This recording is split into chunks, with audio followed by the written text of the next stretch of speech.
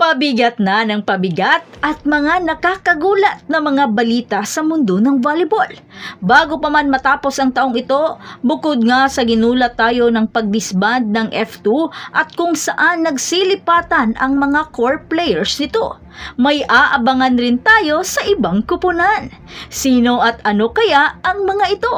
Tara at ating isa-isahin ang mga nangyayari bago pa man matapos ang taong 2023. Pero bago pa man ang lahat, huwag mo naman kalimutang mag-subscribe at i-spike ang notification bell para lagi kang updated sa mga volleyball ganap. December 13, 2023, ginulat tayo sa pagkadisband ng F2. Ngayon, ginulat naman tayo nila Don Makandili Katindig at Aragalang kung saan sila lumipat na kupunan. Si Don ay nakuha nga ng bronze medalist na Signal HD Spikers upang palakasin palalo ang kanilang floor defense. At sa ngayon, mayroon na silang 4 na liberos. Ang tanong na lang ng karamihan, sino kaya sa 4 ang maliligwak?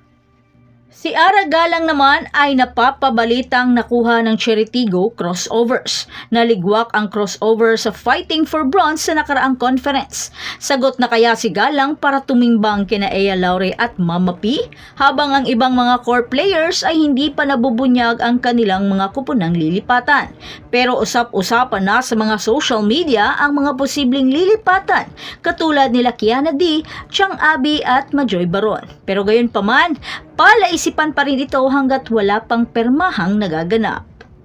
Usapang permahan, Coach Hideo Suzuki ng Kurashiki Ablaze ay pumirma na sa Farm Fresh Foxes o mas kilala na ngayon na bagong F3 bilang isang team consultant. Talagang inakala ko talaga na sa Akari ito mapupunta at papalitan ang Brazilian coach na si Coach Di Brito. Dahil nagkataong rin Japanese coach din ang kinuha ng kanilang sister team na NX-led Chameleon. Nakuha ng Farm Fresh Foxes ang serbisyo ni Kurashiki Ablaze head coach Hideo Suzuki bilang team consultant ng 6 na buwang gulang na club team. Ang batang Ablaze squad ni Suzuki na sumali at pagkatapos ay nanalo sa 2023 Invitational Conference, ang huling kupunan na natalo ang reigning All-Filipino champ na Creamline sa knockout title match 5 buwan na ang nakakaraan.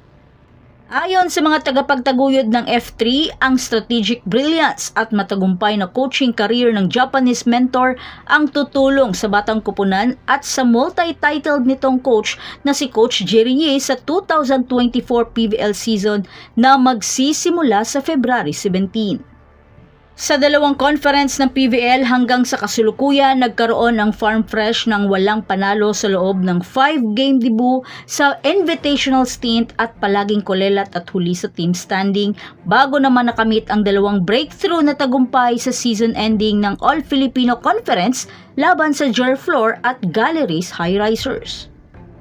Habang nagpapahiwatig naman ang kanyang manlalaro na si Asaka Tamaru, outside spiker ng Kurashiki Ablaze, nagpapahiwatig na maging import sa mga susunod na reinforced conference. Katulad na lamang sa isang post ni Eliza Valdez na isang appreciation post, ay nag-comment naman doon si Asaka sa salitang Japanese at ito naman ang translation. Kaya marami ang nasiyahan sa naturang pasaring ng Japanese volleyball player na bumalik at maglalaro para sa Creamline.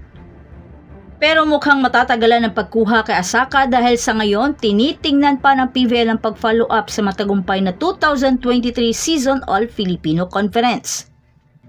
Sa kanilang pagsusuri, mas malaki ang nakuhang tagumpay ng liga sa nakaraang conference dahil isang record-breaking ito ngayong taon.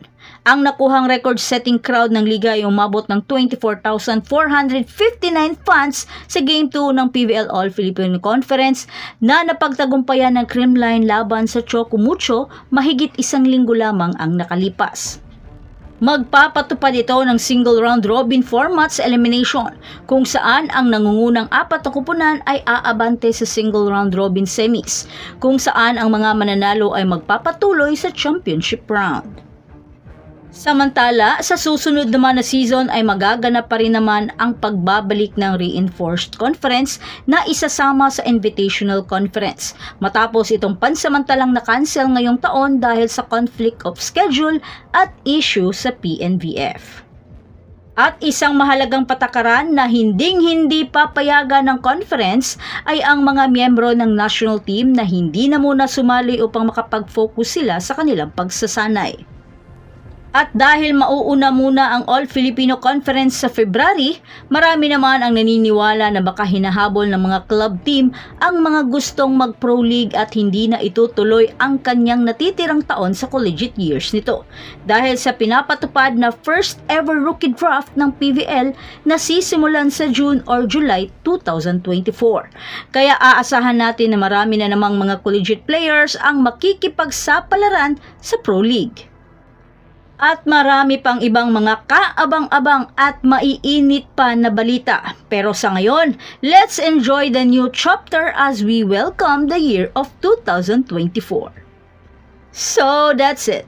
Thanks for supporting this channel and please don't forget to like and subscribe and spike the notification bell para lagi kang updated sa mga valuable ganap. And thanks for watching.